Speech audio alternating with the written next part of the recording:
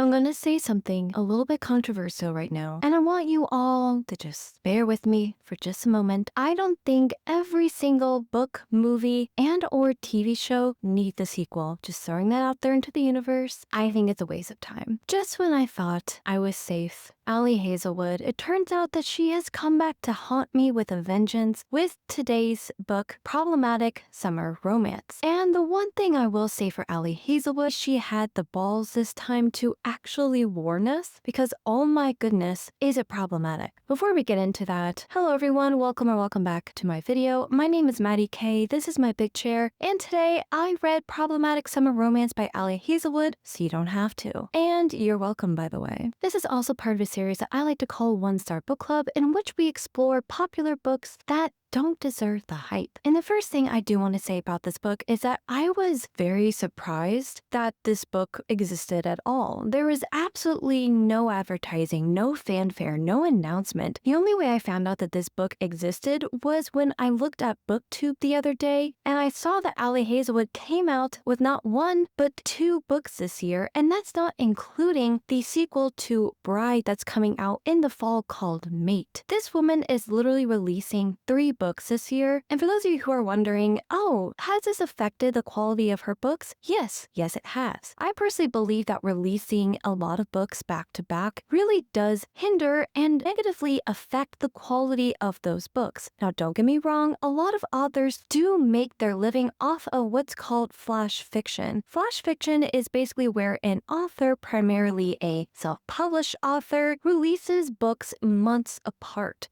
And this is mostly due to the fact that they don't have a traditional publishing deal, and they spend a lot of their time on their own marketing. Now, a big way to get yourself out there and to get people to notice you is, you guessed it, publishing a lot of books back to back, because this is their livelihood. This is the only way that they make money. And the only way that they're going to make money is if they produce as much material as possible. I'm not critiquing them at all, because being an indie author is way more difficult in a lot of ways, because you are putting in the majority of the work on your own. However, with a traditional publisher, I do have to question the integrity behind releasing so many books back to back. Now, of course, with a prolific author like Ali Hazelwood, she can afford to take some time off, because I have to say, you guys, this book really needed 5 more rounds of editing. I am of the firm believer that a book needs to go through several rounds of editing in order to make it the best book that it can possibly be. It will never reach a level of perfection, because perfection cannot be reached, but it would be nice to be able to have multiple pairs of eyes from different backgrounds, from different demographics, in order to look at it and give the author some feedback that they otherwise would not come up with by themselves. Because as an author, you are incredibly biased to your own work, and I feel like Ali Hazelwood could really use a test audience for her book before publishing them. Because as we've mentioned before with some of these more mainstream books, a lot of the times they come across as very problematic or short-sighted or even tone-deaf. A lot of the times, before they even release their movies, directors will have a test audience sit down and watch the movie from beginning to end and give them some feedback. And with that feedback, they'll go back in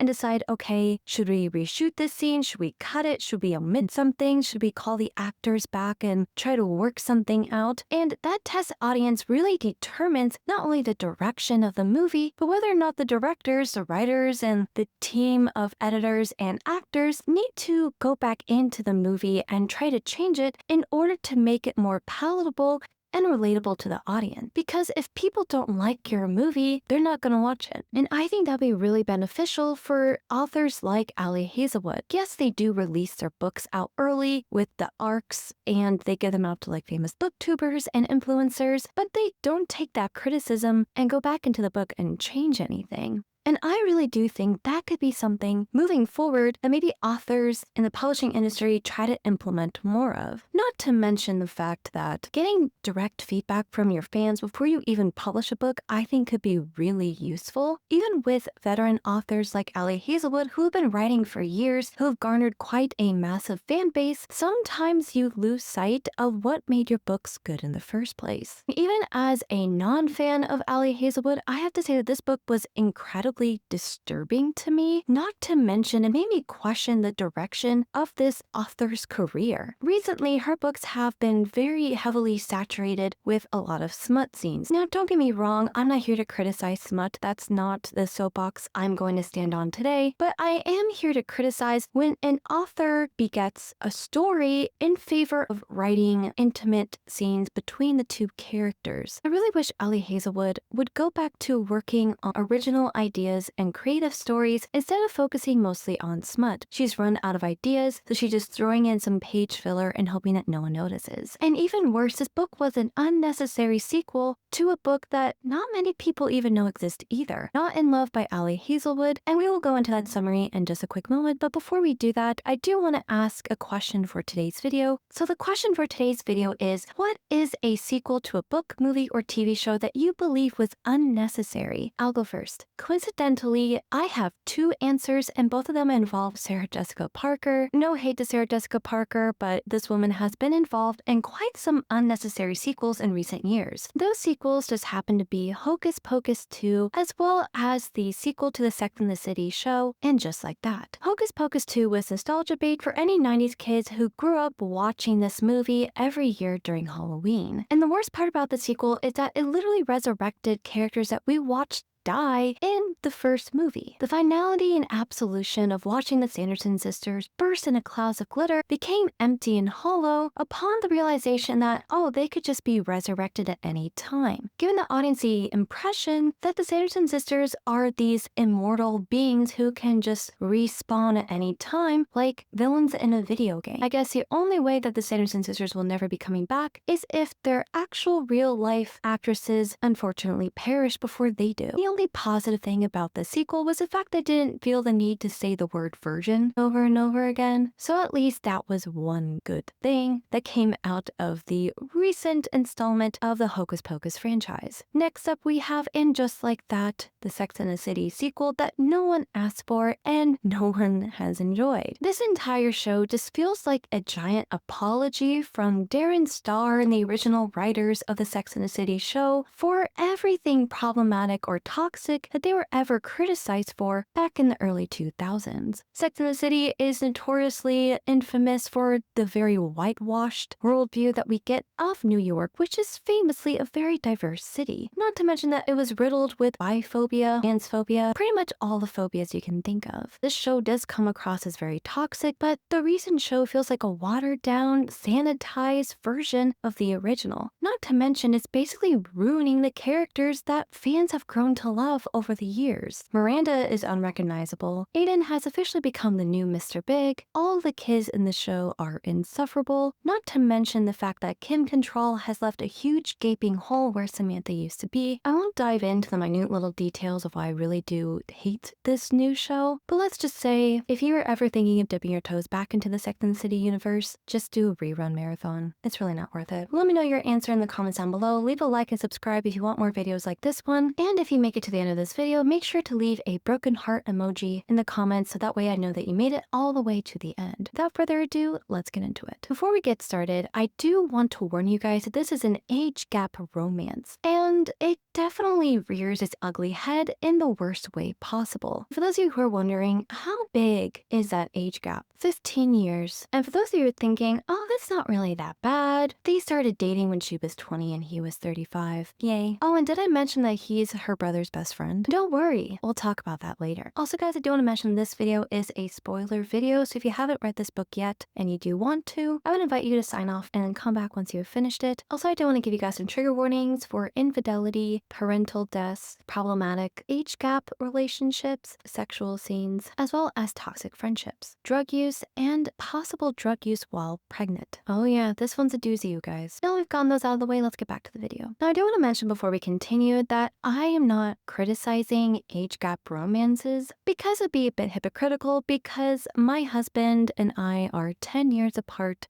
He is 10 years older than me. We met when I was 25 and he was 35 during the pandemic of all time to meet. Personally, I think that our dynamic works really well because we treat each other like partners. Age gap romances can work out as long as both partners are on the same page and they treat each other equally. I'm a little bit biased towards this because in my mind, my marriage works because he doesn't treat me like a kid and I don't treat him like my dad or like my master, so to speak. We understand our roles in this relationship and we treat each other equally and respectfully. Doesn't always happen with some age gap romances. And again, I want to say as delicately as possible is that traditionally in a patriarchal society, a older man usually looks for a younger woman because he wants to start a family, and younger women usually are more attracted to the older men because they have caught up to them emotionally. And not to mention they're usually more financially secure and stable in their lives. Since my husband and I are child-free, the family aspect of the age gap romance was not really a huge factor into why we ended up getting married, but it's mostly because we both had very similar hobbies, we're both very passionate, we're both very driven, and we had a very solid idea of who we were as people. By the time I met my husband, I had traveled the world, I had my own career, I went to college already, I graduated from college, and I had dated in the past, so I knew what I wanted in a relationship. And I wish I could say the same about our female main character in this story. But before we get into the problematic summer romance, I do want to talk about its predecessor, Not in Love. Not in Love is a story focusing on the relationship between Eli and Rue. Now, Eli is Maya's older brother and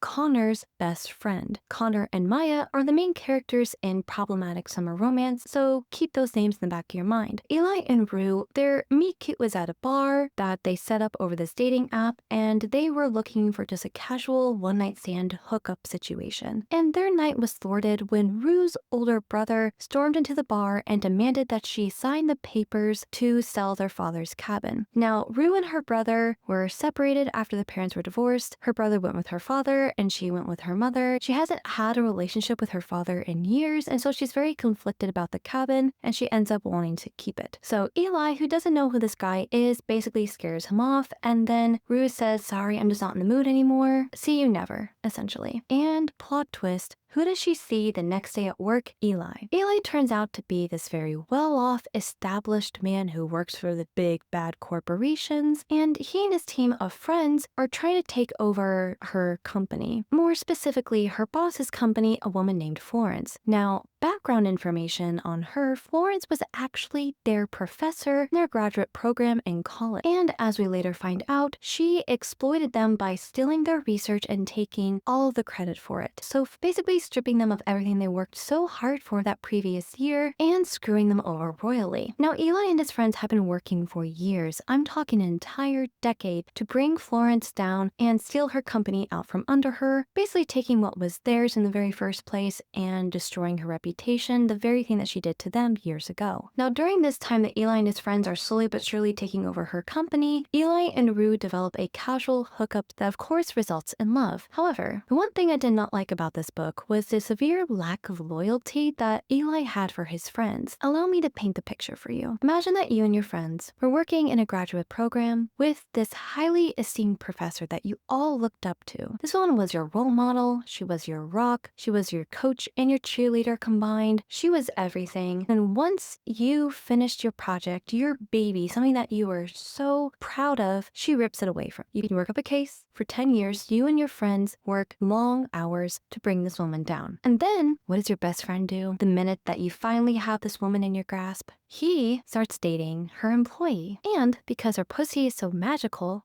he decides to take all the years of work that you and your friends have done to bring this woman down, turn it around to save this woman that he just started dating 2 months ago. Yeah, I wouldn't talk to that person anymore. I would be pissed. I would be so pissed if my friend of 20 years turned his back on me and his other friends for a woman that he just met 2 months ago. You're just sleeping together. This isn't love.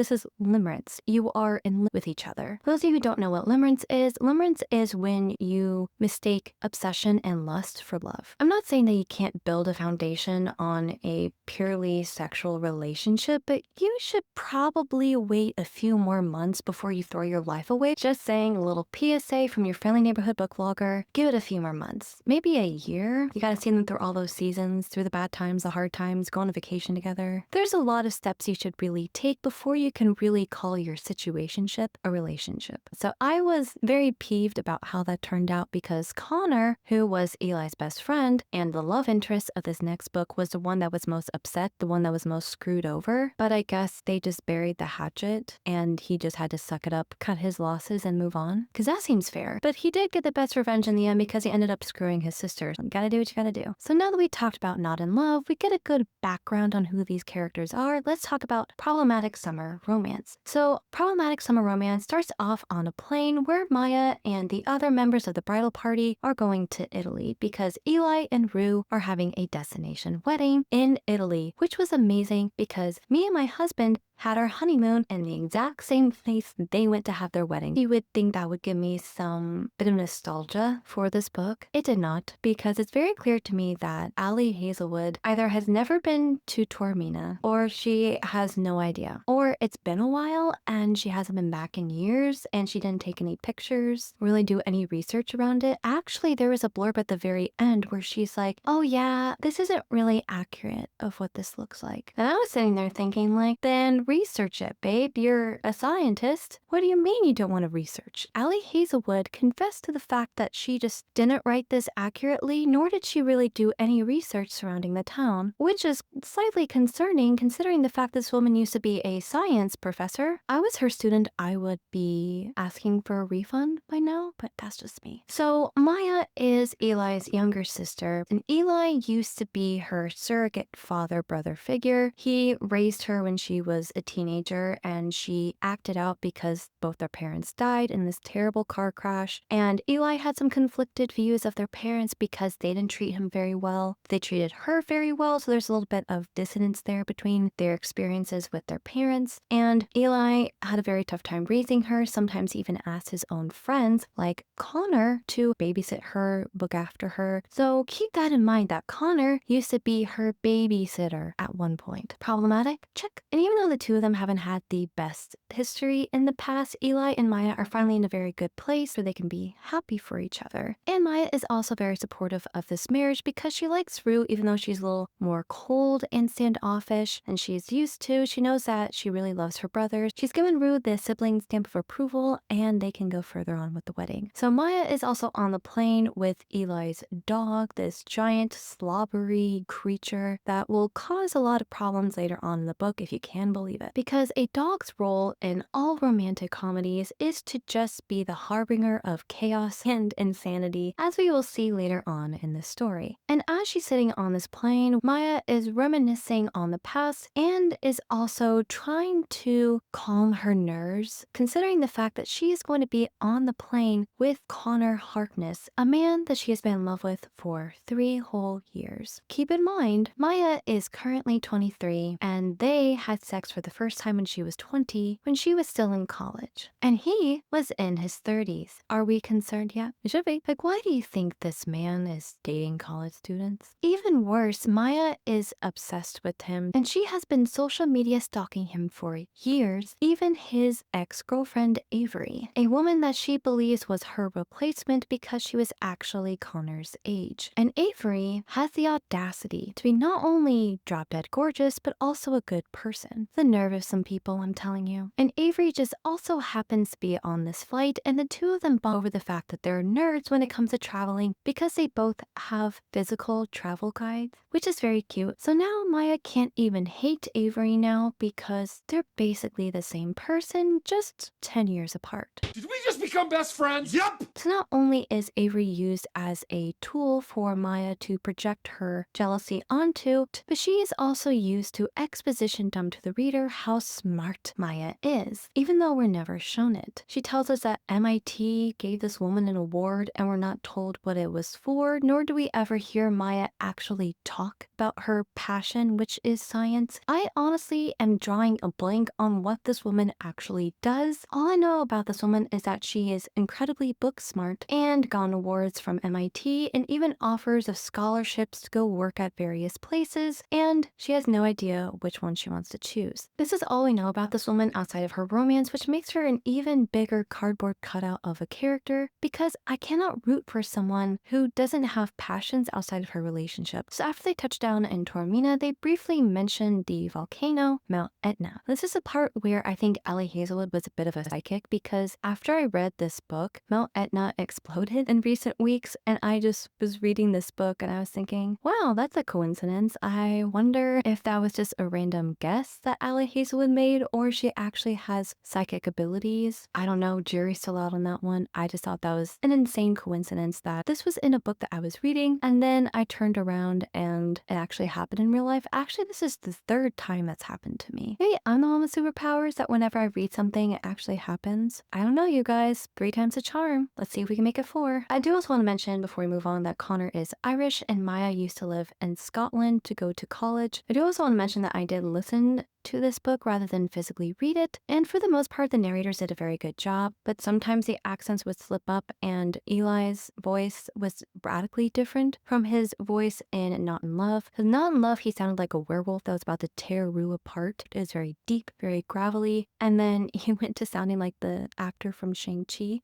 And I was just very confused. And that would be my one critique so far with this book is to make those voices same rather than different because he and his sister did not have the same accents even though they grew up together. So that would probably be my one suggestion for audiobook narrators is to keep them consistent across the board in a series. Otherwise, the readers just get confused. So once they finally touch down in Italy, Maya gets off the plane and she is starstruck when she sees Connor. Apparently Connor Harkness is in line to be the next Christian Grey because the minute that he sees Maya, he immediately starts to infantilize her. He calls her a kid. He asks her how school is going because yes, she's still in school. And he basically treats her like a child. The child he used to babysit when Eli needed to go to work. This was the first interaction we get between the two of them. And right off the bat, I was thinking to myself, oh my gosh, this guy's a pervert. Why is he treating her like a kid when he's sexually attracted to her? Red flag right off the bat. Let's just say that this man is obviously not dating this woman for the right reasons. And this is going to be a pattern throughout the rest of the story because he will constantly remind her that she is younger than him, play himself off like he's her father, acting very paternal towards her. He downplays her accomplishments, asks her about school like she's 12 instead of 23, and even worse, she is actually acting very childish. She has a lot of issues that she refuses to go to therapy for. She lashes out at anyone who dares to disagree with her, even if they're trying to help her. And we will see that happening later on. And she is absolutely livid at the fact that this man that she is attracted to refuses to date her because she's too young. And all I have to say to that is, babe, you're a scientist. You should know that your frontal lobe is not fully developed yet. Give it a few years, graduate from college, get a job, figure your stuff out, and if you're still in love with him, a couple years later, then sure, pursue something. This guy, at least in my opinion, what he's looking for is future mother of his child, not a woman who wants to pursue her own career. And personally, I'm very surprised that we didn't end the story with a surprise pregnancy like we've seen before. I also think it's very curious that the two of them refer to each other as their best friend, even though they haven't spoken in 3 years. And when they were best friends, it was only for a few months. That's not how best friends work, babe. This man was basically your surrogate fun uncle and babysitter for years. He's not your best friend. That's not how that works. I also do want to point out the fact that Connor and another member of the friend group from the previous book also had a relationship together. He was going to propose to her and she rejected him for another man. Now this woman named Mammy, she is a very passionate, very kind, very interesting character. She's also very intelligent and clocks very quickly that Maya and Connor have a history together. She's one of the people that actually encourages her to pursue it. And this honestly made me lose respect for Mia because she was supposed to be this role model for Maya, this incredible woman of character. And she's a terrible judge of people's characters and even encouraging Maya to get into into a very problematic relationship with a much older man whose only redeeming qualities are the fact that he's incredibly rich and handsome and has an accent. Only 3 things. Those 3 things do not a happy partnership make. I do also want to mention that she is primarily friends with her brother's friends, which I find to be rather interesting. I can understand to a certain extent. I do have friends that are significantly older than me and are in different places in their life, but I also have friends who are my age as well. So I just thought that was concerning. The fact that Maya is trying to cosplay as a 30-year-old to forget the fact that she is 10, 15 years younger than these people in order to try to feel older and more mature, when in reality, she's just not there yet. She lacks the experience, she doesn't even have her degree yet, and she also doesn't have a solid career, even though she's gotten plenty of offers from many places. So I don't know. I think there is a huge divide there, not only emotionally, but through life experience that she is severely lacking. If I were Miami, I would have encouraged her to go out and pursue a career, pursue her degree, figure out who she is as a person, and take some space away from Connor, because this obsession between the two of them is not healthy, and I would not be surprised if she later regretted it later on in life by giving up her career for this man. Yes, that does happen at the end of this book. We get to meet the other characters in the ensemble cast who will also be joining us on the destination wedding. So we have Eli and Rue, we have Connor, we have Maya, we have Avery, we have Emmy, and her husband, whose name escapes me at the minute. Basically, he's the exact opposite of Connor, let's put it that way. We also have Nyota, who is Maya's female BFF, who is also significantly older than her, but we'll get to that in a minute. Also, we have Axel, who is a professional athlete, and his brother, Paul. Unfortunately, Paul is going to be used as his very tentative member of a love triangle between him, Maya, and Connor, because Paul is actually Maya's age, but of course, because she's allergic to healthy relationships, she turns Paul away in favor of a man who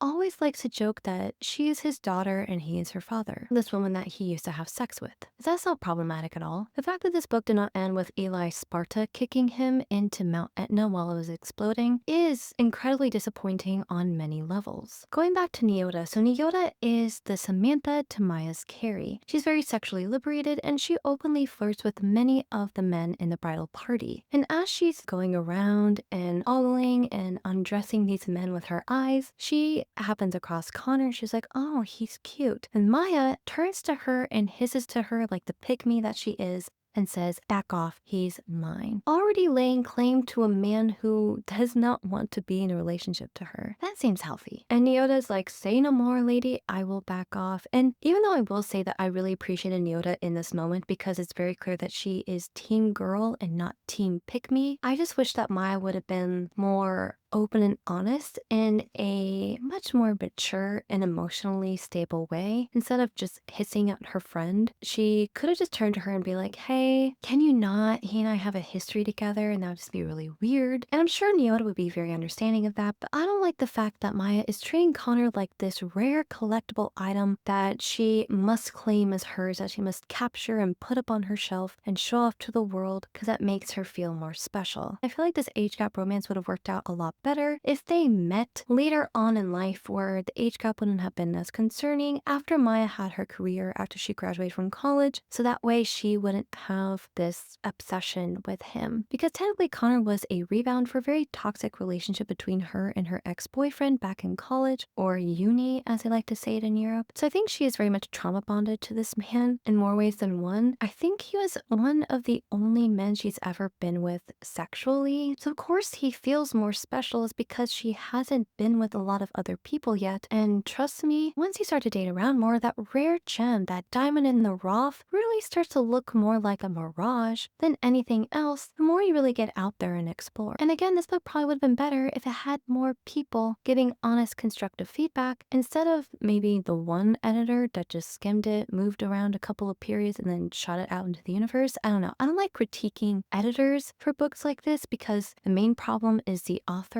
who wrote the book in the first place. But I will say that these people also do need to be held accountable. But then again, this book is called Problematic Summer Romance, so why am I surprised? And number 372 of why I don't like Maya is during the time that they are moving from the airport to the hotel where they're all going to be staying at for the next few weeks, she's under the impression that this random stranger, a woman, mind you, is judging her and she wants to stab her in the back. She doesn't even know this woman. She doesn't even know what her deal is. Maybe she was judging Maya, but even then, the fact that you want to retaliate through violence is incredibly concerning to me. And this was supposed to be a little glimpse at her anger management issues. And this to me just screamed therapy. Go to therapy right now. People like Maya need to go to therapy or at least just solitary confinement for a while until they can learn how to be people again. Because these kinds of thoughts are really concerning, maybe indicative of intrusive thoughts too. And I don't think this kind of person should be around other people, especially not if they're struggling like this. And people like this make me not want to go outside ever. I'll just be trapped inside my ivory tower forever. So just to give you guys a little bit of insight into Maya and Connor's relationship, 3 years ago, Maya was having relationship problems. She found out that her boyfriend at the time was cheating on her with her best friend slash roommate's cousin, who was coincidentally also living with them. And the worst part is her entire friend group, her boyfriend, his new girlfriend, and her best friend all turned against her and told her, hey, this is just how things are now and you have to get over it, essentially. Naturally, Maya felt very betrayed. She's heartbroken. She thought that this man was the love of her life at 20 years old. And who does she turn to but her brother? She tries calling him up, but he's temporarily indisposed because of business things matters. And his best friend Connor picks up. Now this was a part of the novel where I believe that Ali Hazelwood started to really lose the plot because she doesn't really seem to know the history behind these two characters and even worse their relationship. She can't decide if these two people are strangers or if he was her previous babysitter. There is a lot of back and forth between what Ali Hazelwood really wanted to define the relationship as, and she probably wanted to ignore slash erase the whole babysitter trope because a lot of people probably would have raised a red flag and said, hey, isn't that extremely predatory? Doesn't that kind of make Connor out to be a bit of a pedophile, to say the least? Again, not all pedophiles, ladies and gentlemen, drive white vans and hand out candy to kids. Sometimes they are your best friend. Gotta watch out for that one. Stranger danger, not so strange. So needless to say, I found that to be incredibly problematic, especially when Connor, throughout the rest of the story, always equates her to being a child because that was when he first met her, as a child. Let's just sit with that for a minute. Let's just sit and marinate with that brand new information because, oh my goodness, I don't think it could get any more problematic than that. So back to the backstory. Maya calls up her brother and she gets Connor instead. Connor asks her what is wrong because, like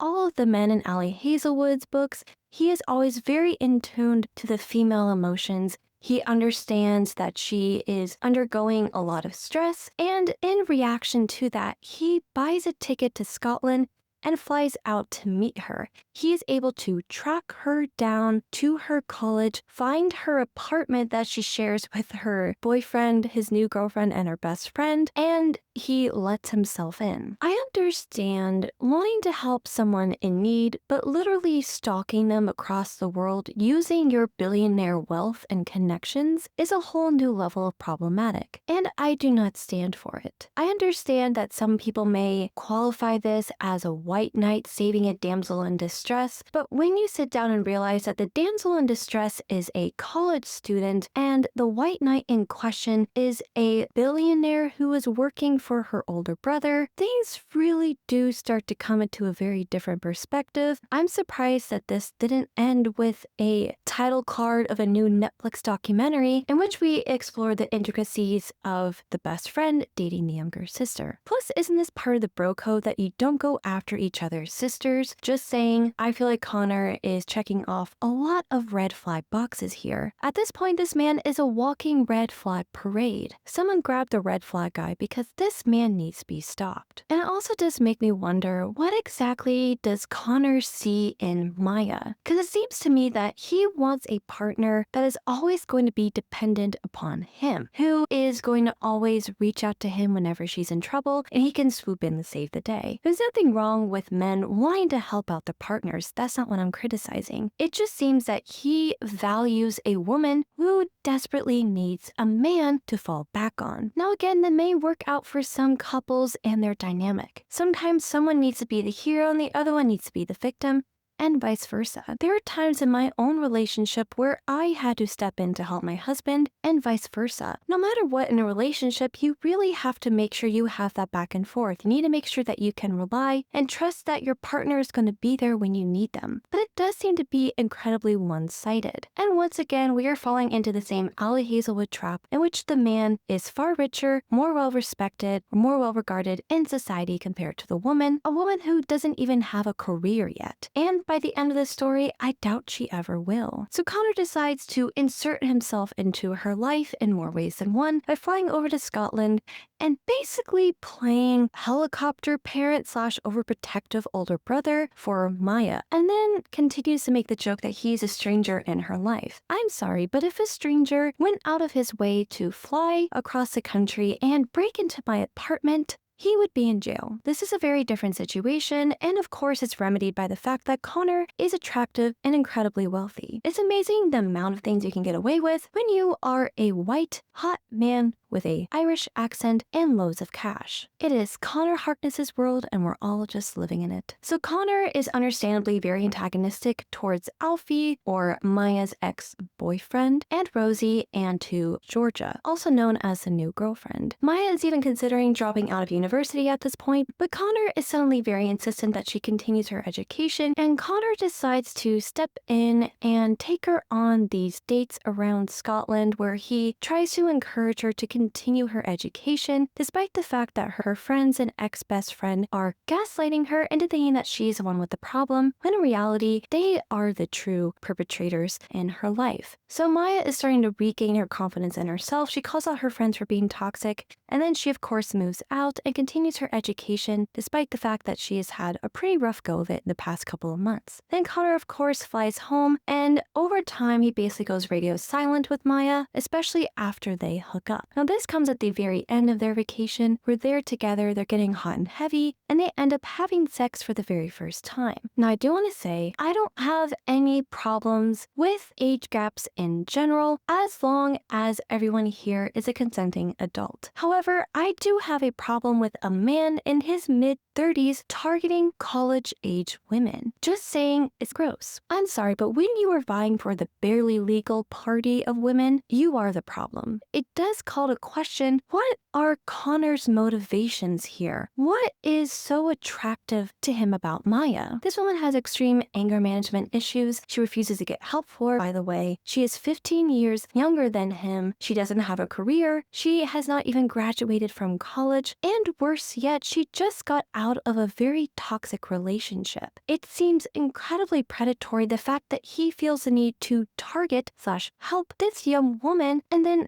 sleep with her and very quickly fly back to America, pretend like she doesn't exist, and then breaks up with her by telling her that she's just too young. I'm sorry, you didn't have a problem with her age when you were sleeping with her, were you? It's very clear that Connor feels that he is the one in charge in this relationship because he is the older gentleman, and he basically strings Maya along for months. They have these ongoing text message conversations, they call each other up occasionally, even the rare email once in a while, but Maya considers him, her brother's best friend, to be her best friend. Even worse, she considers her brother's other friends to be her friends. I'm sorry, Maya, why can't you make friends your own age? It just seems very odd to me. I just find that it is incredibly strange that Maya is surrounding herself with older people. Even worse, she snubs the advances of a man who is in her age bracket, mostly Paul. Paul is Axel's younger brother, and even though he is not as well established as Connor Harkness, he's still a genuinely nice guy, and I feel like he is unfairly punished throughout the rest of the story for absolutely no reason whatsoever. The only real mark against him is the fact that he's not in his 30s, at least not yet. But he is the more age-appropriate partner for Maya. But of course, Ali Hazelwood, like many other romance authors before her, are insistent on making the lowest common denominator man the best option, aka endgame. It truly does break my heart that these authors are insistent on making the nice guys finish last, but then again, didn't they win at the end of the day considering how atrocious all of these female main characters are in the Ali Hazelwood universe? Personally, I feel like these guys dodged a great bullet, and I hope that Paul, in the fictional world of Ali Hazelwood, gets what he deserves, which is a kind and loving partner with no anger management issues. Now we go back to the present time in which Connor is doing his absolute most to knock Maya down a peg or two, reminding her constantly that even though she is in the proximity of 30-year-olds, that she is still a child. His words, not mine. I'm sorry, but if someone were to refer to me as a child because I am younger than them, I would not want to have sex with that person. And I don't think that person should want to have sex with me, because what does that say about them? Just throwing it out there, it's a little bit creepy. Connor also makes a point to say that Maya is not fully developed yet in the cranium, because yes, unfortunately, when you're in college and in your early 20s, your full frontal lobe is still developing, not to mention you haven't really had a lot of worldly experiences yet. So the fact that Connor is attracted to a woman that he deems as immature and inexperienced really speaks volumes about who he is as a person more than who Maya is. It's like he's punishing her for being too young, which wasn't really her choice to begin with.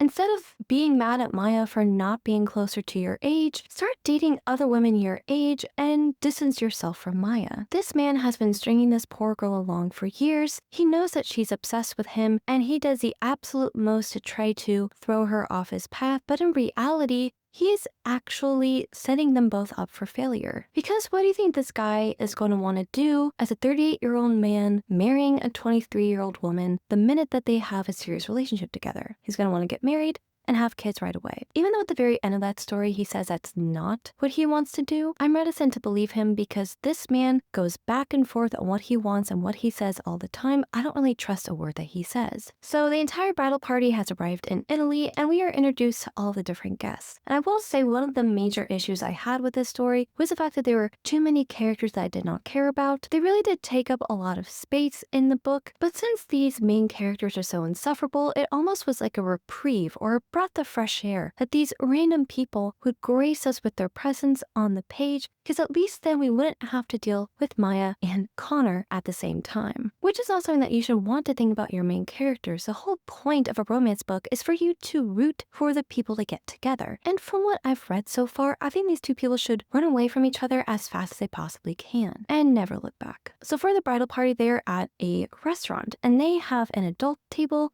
and a kid's table. Guess where Connor tells Maya to go sit? At the kid's table. And then he tries to backtrack and say, oh, it's because you are babysitting Kaida's kids. No, I think you know exactly what you were saying. And it's incredibly gross that you would even imply that. I'd also like to mention that Connor tried his hand at every other woman at that table to try to get over Maya. He's basically dated his way around the friend group, but somehow Maya is the problem. Just saying, it seems like he's projecting quite a bit of his own insecurities and frustrations at himself onto Maya. It seems like Connor, instead of punishing himself for being attracted to a woman who's significantly younger than him, he decides to punish her instead, which I don't think is fair. He is very patronizing, very condescending. He basically tells her to her face that she's just not in the same realm as the other woman at that table. And that is mostly due to her lack of experience and her age as well. This guy is bringing up her age so often, it's concerning. It's almost like he's reminding himself that she is 23 years old, so that way he's not tempted to try to get back together with her. But of course, because this man lacks self-control, that does not last very long. I think this is also very funny because it feels like Ali Hazelwood is finally being open and honest with her readers for once of how she actually views her characters and their dynamics. The woman is always infantilized or treated as a child. She's so small she could fit inside your pocket, and the man is so big and so large he can barely fit through doors.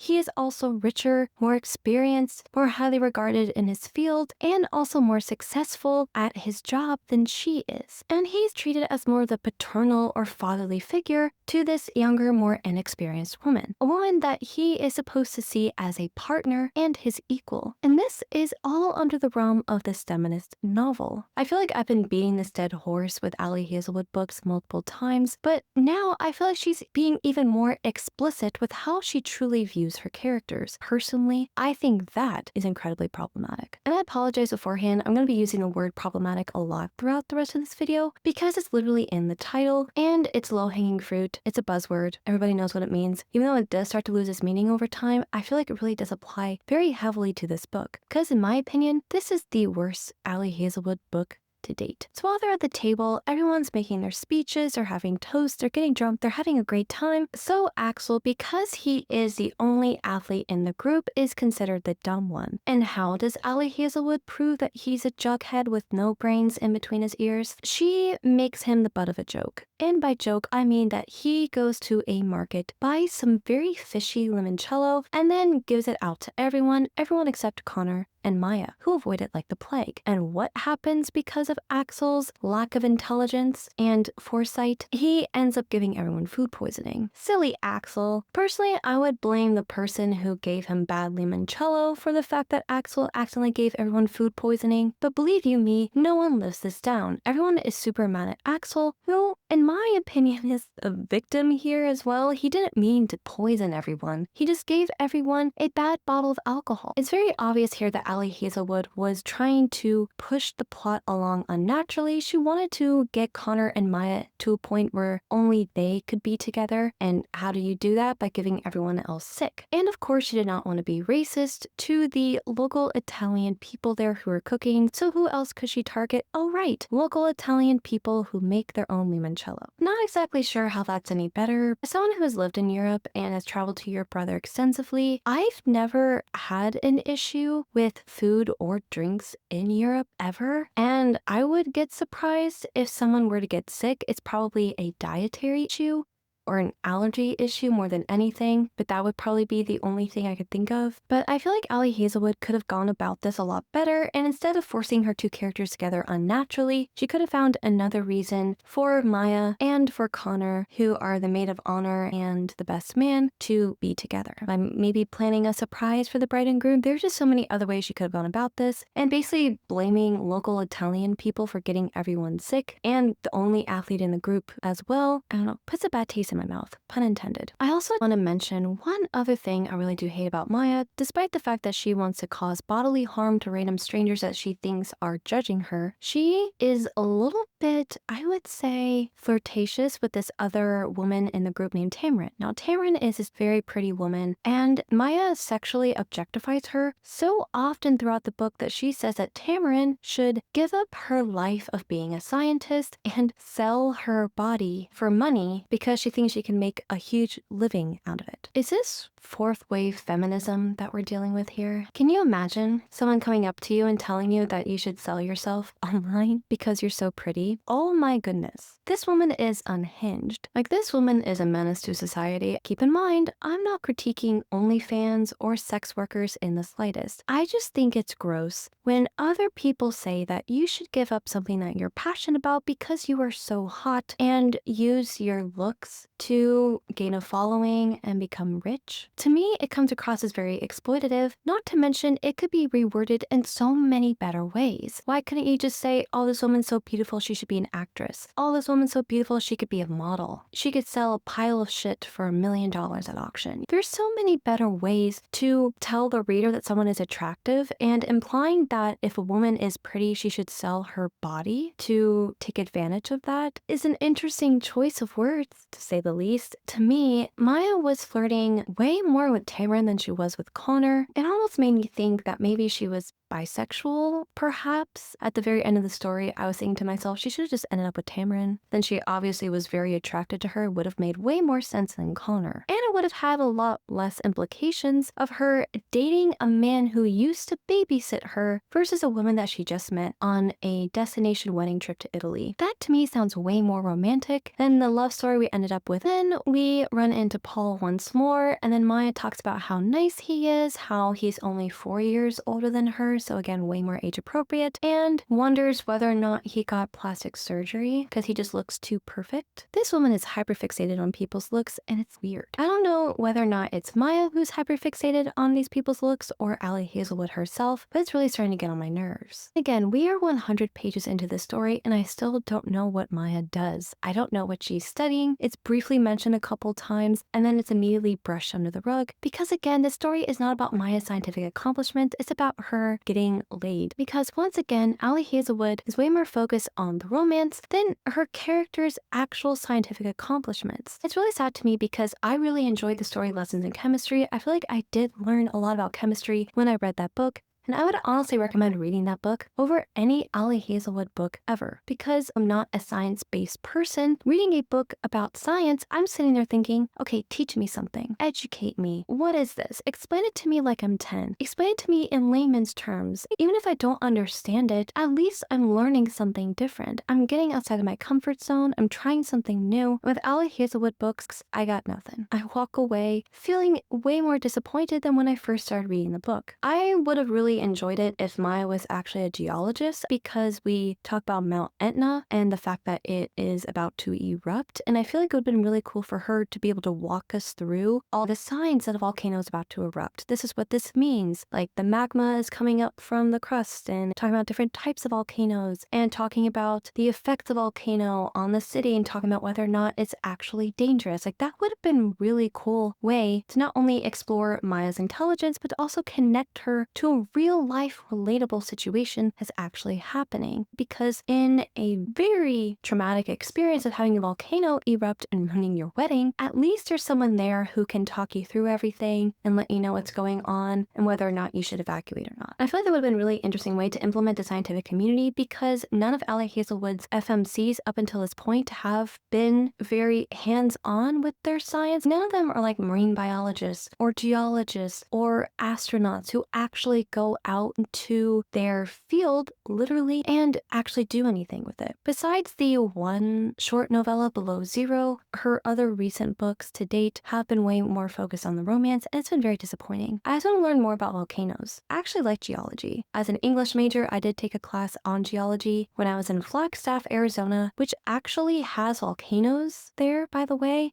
And we would go take field trips and look at the volcanoes. We had a cinder cone. Mount Humphreys was a volcano that erupted thousands of years ago. I don't know which one it was. And we also had lava tubes that you could literally walk into with proper lighting, of course. And it was just very interesting because we had a hands-on example. And I really liked that class. I feel like I learned so much about that. And I really liked that class because I learned so much about not only the world, but also my own community. And I really wish that Ali Hazelwood would implement more science into her science-based romance books. Please, Ali Hazelwood, if you're watching this, I'm begging you, change it up. Make it different. So inside Maya's head, we also hear her talking about how she views her brother and her friends to be ancient because they are so old at the ripe age of 38. Apparently, once you hit that age, you're now considered ancient. That's adorable. I don't know why people talk like this. I have never considered people to be ancient or too young in that way. Maybe that's just because I don't really have a fascination with age, because I've had friends in all different walks of life at all different ages. Age is a spectrum up till a certain point, and a lot of people reach certain landmarks in life earlier or later than other people. Age doesn't really mean anything once you get to a certain point when it comes to worldly experiences. I've met a lot of immature 40-year-olds, and I've met a lot of really mature 20-year-olds, and vice versa. I don't really get this whole fascination with age when it comes to life experiences and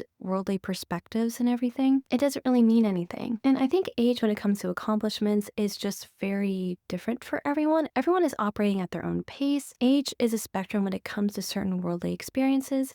And I don't really think we should really box people into these, oh, they're too young, or oh, they're too old. I don't really think that Ali Hazelwood is approaching age in a mature way, because that's the underlying theme of this book, right? Is, does age matter? And what does age mean? Does it make you more mature? Does it make you more worldly? Does it make you more experienced? And I don't really think Ali Hazelwood herself even truly knows that. And she's approaching it in a very immature way. There's so many other conversations we could be having, instead of just saying, oh, my brother's friends are ancient because they're in their 30s. I'm sorry, are you 12? What is wrong with you? I don't get this. I don't like the way that Ali Hazelwood is approaching this whole age issue. I feel like she could have really tackled it a lot better, and I don't really like the fact that she is hyper-focusing on it, especially when it comes to an age gap romance. Age gap romances work a whole lot better when the age isn't really a huge factor of that, and it's more focusing on the people who are in that relationship and why they are attracted to each other, rather than the gap that they are working with. Because with an age gap romance, there are a lot of things that you can't necessarily relate to. Like my husband, he grew up in the 90s. I was born in the 90s. I don't remember the 90s. He does. He's listened to different type of music. He's worn different types of clothes. He's had different hairstyles. He's had different life experiences before the age of the internet. He didn't grow up with social media the same way that I did. I'm making it sound like we were eons apart. We really weren't. But it's crazy how technology has exponentially changed things so much and made such different worldly experiences for everyone. And then you have to question, okay, these people who grew up in different times, who had different life experiences before each other, what brings them together? What is the glue that keeps this relationship together? Is it similar values? Is it similar experiences? Is it similar backgrounds? Is it growing up in the same place? Is it growing up around the same people? Is it family dynamics? There's so many reasons why people really mesh and work together. Do they have similar hobbies? Did they meet up on a trip? Do they both like to travel? There's so many ways that people can relate and come together, not just as a couple, but with friendships as well.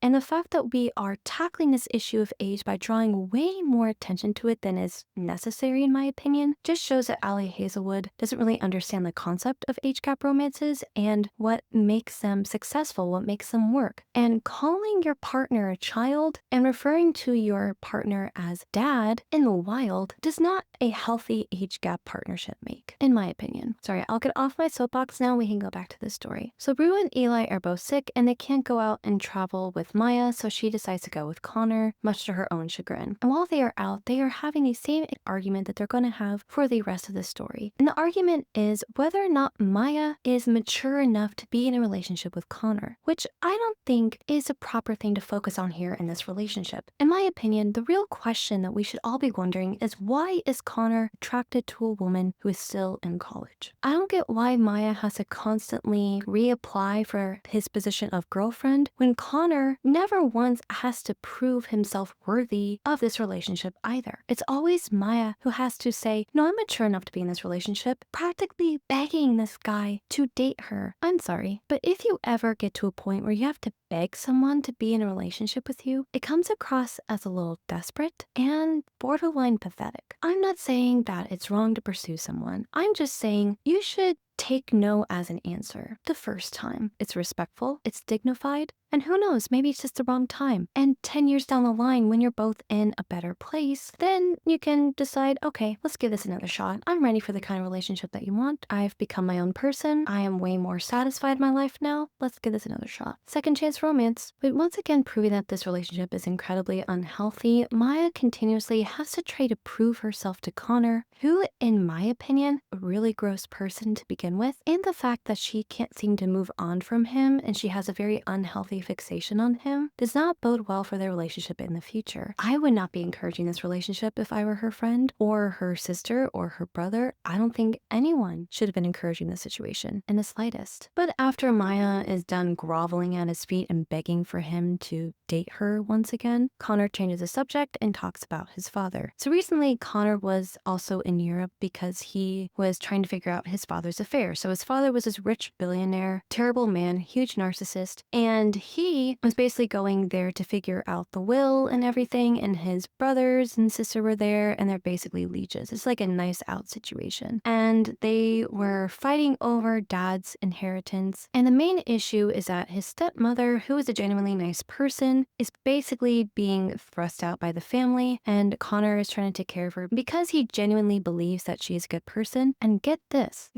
little plot twist, his stepmother is Connor's age. So like his father, Connor is incredibly attracted to much younger women. I think that also explains why he is trying to stop himself from being with Maya, because he doesn't want to be too much like his father and turn into a predatory creep who preys on younger women. So he tries to ignore her, downplay her, ostracize her, infantilize her to try to remind himself that he's not like his father. When in reality, I think the fact that he is just being so cruel and mean to her for no reason is a bigger red flag than anything else. Don't punish Maya for your father's misdeeds. I don't think it's healthy to punish your current partner for your own trauma. Of all the people in the Ali Hazelwood universe, these people need therapy the most. Just saying. And they also talk about Miami, who is now married to Saul, who is a very genuinely good guy, and how they are happy and they have these kids that Maya occasionally babysits. And they're talking about how nice their kids are. Maya really enjoys babysitting her kids for free. So whatever. I guess Maya is a good friend in that regard, and she's good with kids. So at least Connor now knows that she'll make a great mom in the near distant future. Honestly, I wouldn't be surprised if they started popping out kids in 2 years. I think I mentioned this before, but Miami and Connor were dating previously. He proposed to her, Miami rejected him, and everyone in the group assumes that he is still distant and standoffish because he is in love still with Miami, which is partially true, but it's also because he's attracted to Maya and punishing himself for it. I will say the one slight green flag here for Connor is the fact that he understands why the relationship between he and Miami didn't work out was because he was just very emotionally distant and couldn't really fully commit to the relationship in the way that she wanted. So he never blames her for why the relationship broke up. He's very understanding about it, which I really liked, is that he's not very vindictive against her.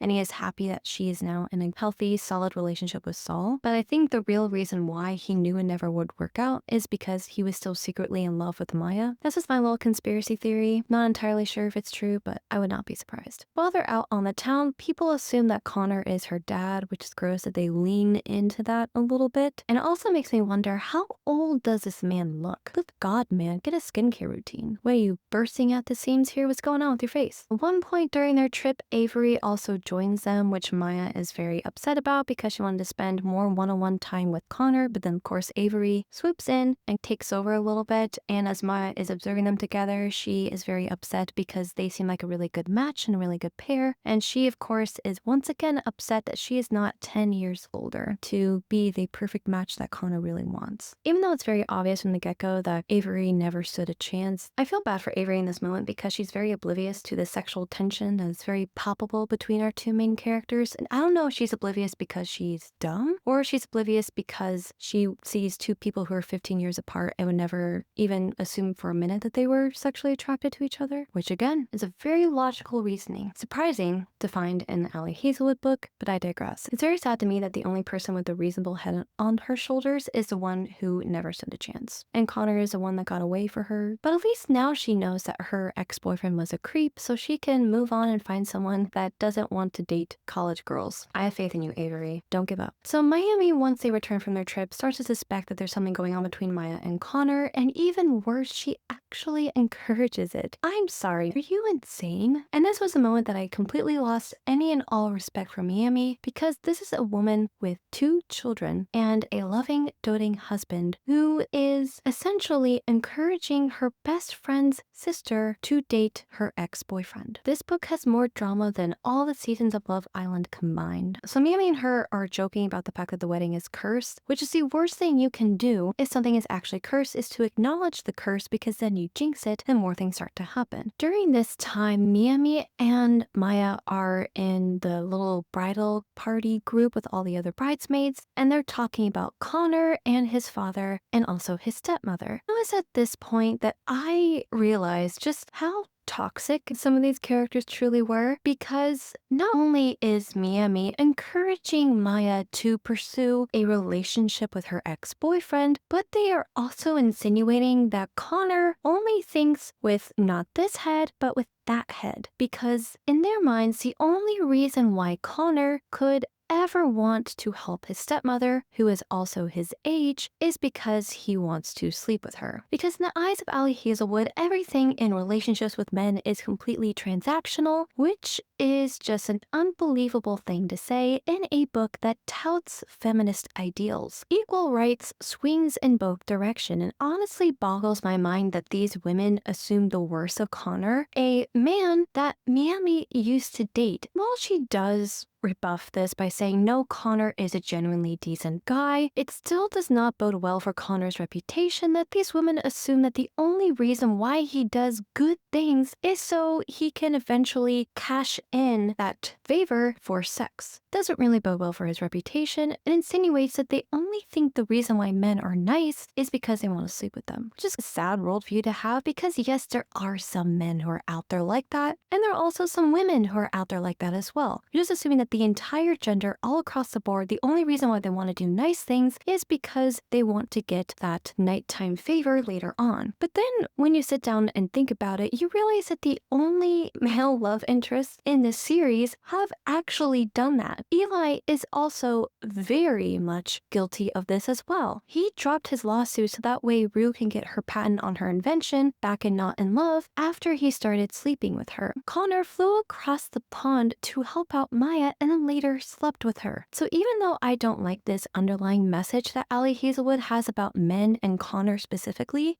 it also unfortunately checks out because the men in her books follow this exact formula. The only people that they treat well are the ones that they are sleeping with. That's not a healthy partnership because what if you stop sleeping with that person? Are they going to stop doing nice things for you because you're no longer giving them what they want? This theme is so toxic, especially when it comes to romances, because it's implying that the only reason why these people are nice to each other because they're getting something out of it. That is not the formula for a good relationship. That is a recipe for disaster. What's going to happen if one of you becomes immobile, or you get so old you have a stroke or a heart attack you can no longer perform that way physically for your partner? Are they just going to abandon you? Are they just going to leave you behind because you can no longer give them what they so desire, which is sex, apparently? Overall, this conversation made me really sick, especially given the fact that Miami was basically giving her stamp of approval for Maya to go pursue Connor, who is trying and failing to rebuff her advances. This is an issue I've been seeing a lot lately, especially in the realm of fourth wave feminism, where women are encouraged to do whatever they want because they're adult women. While I agree to that to a certain extent, it also can come across as very harmful because you're telling women to pursue something that is ultimately very damaging for them or may not be the best option for them. Yes, women have a lot more choices nowadays than we did before, but at the same time, not all choices are good choices. Personally, if I were to see my friend get herself into a tricky situation and she would come up to me and ask me for my advice, I'm not going to lie to her. I'm not going to mince words. I'm not going to give you the answer you want to hear, and I will support you no matter what you do. I think at the end of the day, it's very important for friends to at least be open and honest with each other, even when it's difficult. And these friendships don't feel like that. These friendships fall under the category of the glittery, pop feminist kind of friendships that we have seen a lot recently, where anything that a woman touches, it immediately is seen as gold and perfect and amazing. I don't like this new glittery pop feminist perspective where any time anyone dares to criticize or disagree with them is deemed as sexist and wrong. And I don't think that's a very healthy standpoint to have because women are flawed people too. They're not always perfect. And I think this is also very harmful because it's also putting these women into this very uncomfortable position and this box where they can never be criticized or almost deified as these perfect idols of being, when in reality, women are flawed beings too. I don't like it when people deify a certain gender or race or hold them up to the standard because then it means that you can never question them. And human beings are flawed. We've all slipped up, we've all made mistakes, none of us are perfect. And saying that a certain demographic is above reproach, I think is incredibly harmful because putting these people on this pedestal is also harmful for anyone who dares to criticize them in a constructive way. It also takes the agency away from anyone who dares to question this specific demographic. That's also why I'm critical of books that are written by women for women, because I also see this very toxic fourth wave feminist viewpoint where women automatically accept everything that other women do without reproach. And they don't really sit down and think to themselves, hey, is this toxic? Is this right? Is this good? And I also found this to be interesting because at no point are any of these female characters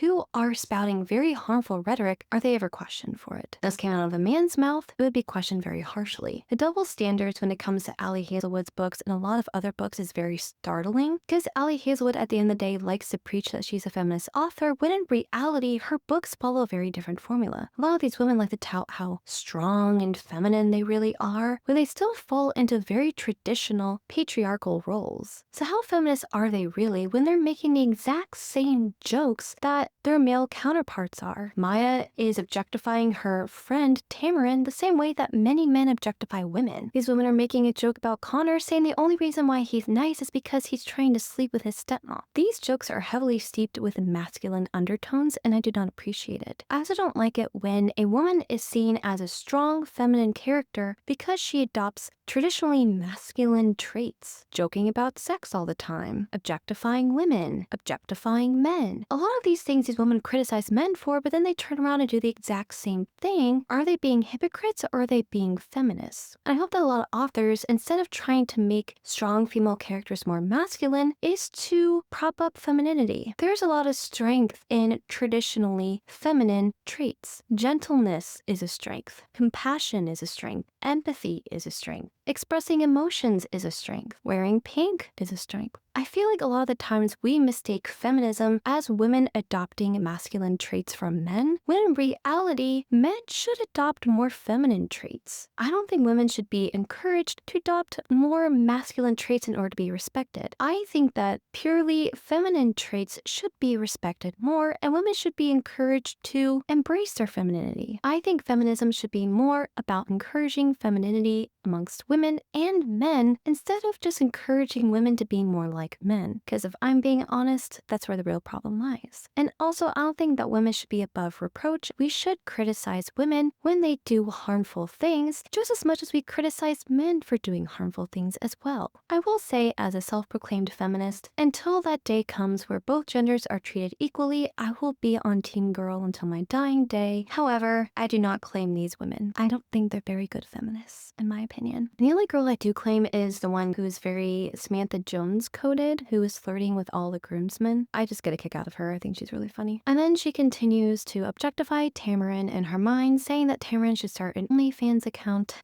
because apparently acting and modeling are off the table nowadays. And once again, I am not criticizing OnlyFans. I am criticizing the people who are encouraging people to be on OnlyFans. Don't blame the supply, blame the demand. And the way that Maya is talking about Tamarin makes me think that if she was on OnlyFans, she would be her #1 subscriber. That's just my opinion, is that people who encourage others to be on OnlyFans are the ones that want to watch them on OnlyFans. Once again, if a man was saying this, we would all criticize him harshly. But because a woman is doing it, she gets off scot-free. Also, not everyone is comfortable doing what people on OnlyFans want to do. There's nothing wrong with that. There are many people who are very good looking and very pretty who just don't want to only be respected and valued for their outer appearance, which is totally fine. Tamarin seems like a very happy, pleasant person, and it almost strikes me that Maya is objectifying her because maybe she's secretly jealous of how self-assured Tamarin feels in herself, and she almost wants to knock her down a peg just to feel like she's a little bit morally superior. Also, I don't think it's very feminist when women reduce other women to their looks and their appearances, because that is something that women have historically been reduced to by men, and now that women are flipping the script and enforcing that onto their own gender once again, it just feels very predatory, and I do not subscribe to that kind of mindset. So do better, Ali Hazelwood, do better. So after their very interesting female conversation where they talk about whether or not Connor slept with his stepmom, because that's somehow relevant to the story, we get a little soccer montage where the men are playing soccer against each other, and even though Maya wants to step in and play, they forbid her from doing so because apparently Maya, thanks to her anger management issues, gets a little too competitive. Maya also becomes a very dirty player where she kicks men in certain areas in order to get the ball from them, because God forbid we have an ounce of integrity in this book. Also, I will say that Connor also exhibits slightly physically abusive behavior as well, because he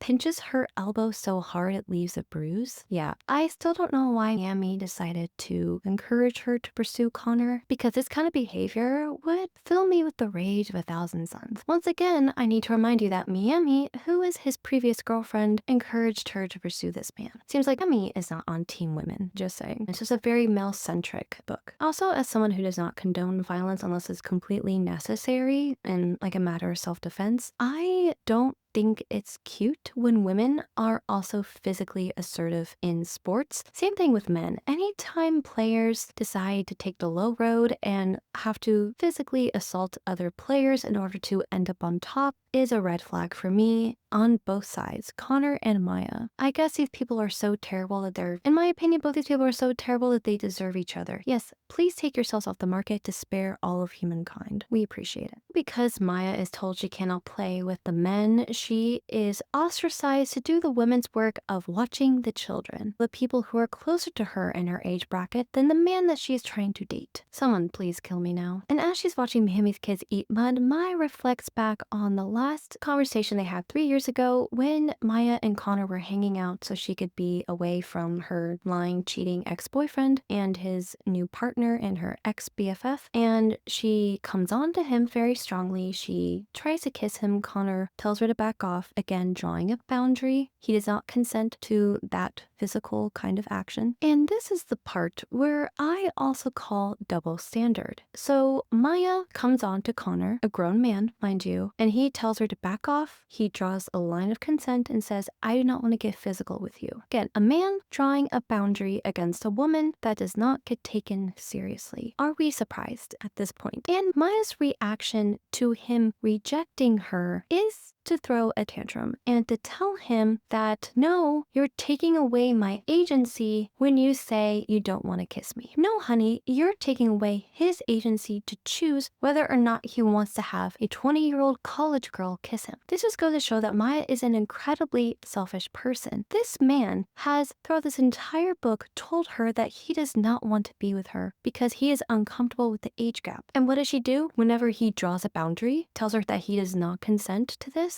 she throws a temper tantrum, accuses him of being sexist, accuses him of being a bad person because he doesn't want to sleep with her. If those gender roles were reversed and this conversation happened in real life, this would end up on TikTok and have 4 million views with everyone completely bashing the man for not taking no for an answer. Oh, but don't worry, because she's a woman, she's smaller and younger, less prone to violence than Connor is. He has nothing to worry about. She's not a threat. She doesn't understand what the word no means. I'm sure that's not going to be a major inconvenience later on in their partnership at all. After Maya returns to the present timeline, she realizes that Avery is missing and she went swimming a couple of minutes ago. So she starts calling out for her and she says, Avery, where are you? What's going on? She alerts everyone else who's playing soccer, not paying attention to the fact that Avery is missing. They go, they find her in the water, they resuscitate her, and she's totally fine. And then some of the girls make a joke that she probably faked it for attention. People like this are one of the many reasons why I don't want to have to reproduce, so that way my child doesn't have to live in a world in which these people exist. I hate these people with every ounce of my being. If you're questioning whether or not someone almost died to get attention, you're a bad person. End of story. Once again, Maya, the true predator in this story, is actually deemed the hero because she saved Avery's life. Connor tells her that she did a great thing, and then she thinks back to the last time that she begged him for sex. And not only does Maya beg him to have sex with her, she also makes the argument that she can make grown adult decisions despite the fact that she does not have a fully formed brain. One of the most startling things to me as a woman of science is that Maya does not even consider the fact that some of the decisions that she is making is because she does not yet have a fully formed brain. Now, I'm not saying that people without fully formed brains cannot make decisions for themselves. I'm just saying that she and Connor are in two very different times of their life. She's in college. He is getting to a point where he wants to settle down and have a family. They are not even in the same stratosphere of life experiences right now, and she is on her knees begging this man to have sex with her, and it comes across as not only very pathetic but also very disrespectful because we are removing consent from the man's perspective. Doesn't Connor to have a decision on who he wants to have sex with?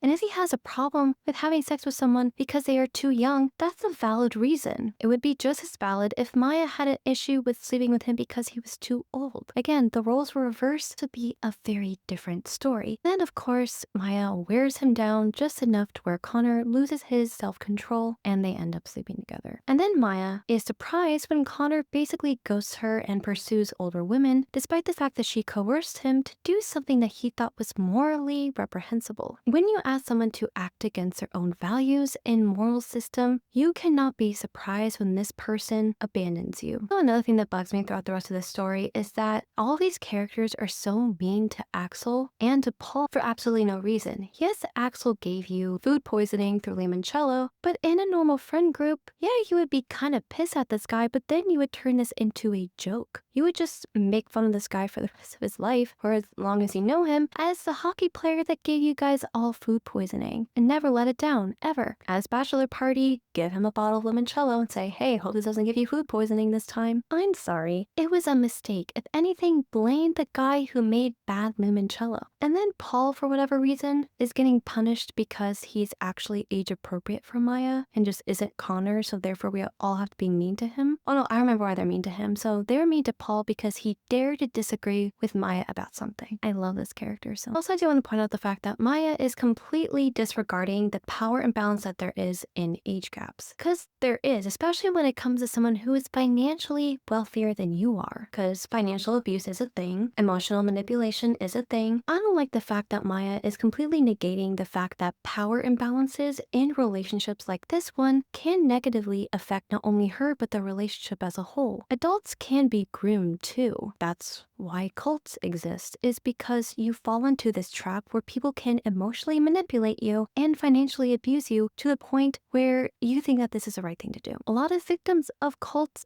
are adults who were groomed into this kind of thinking. A lot of these cults target adults and groom them into believing this ideology that exalts the cult leader in question and turns them into victims. Maya is thinking more on emotions than with logic and reason, which again is not necessarily a bad thing, but she is negating a lot of actual concerns that Connor has. They're not only valid, but also truthful. They are in radically different places in their lives, and that does come at a cost because they can't even really relate to each other all that much outside of the bedroom, because sex in a lot of ways is a universal language. We all understand it, we all have an appetite for it, but that doesn't necessarily mean that you're right for each other. I really would have liked this book more if it was more of a one-day situation. You know, the story where the two friends that meet when they're young and they always miss each other, but then eventually they end up together at the very end of the story. I would have really liked it if their timeline was stretched out a little bit more, rather than turning it into more of a My Dark Vanessa situation, where you have a much older man dating a much younger woman. So that was yet another very problematic thing about this book. And trigger warning for this next part, it involves drug use and drug use while pregnant. So hang on to your hats for this one. So in the next scene, these friends somehow managed to smuggle shrooms onto their very public flight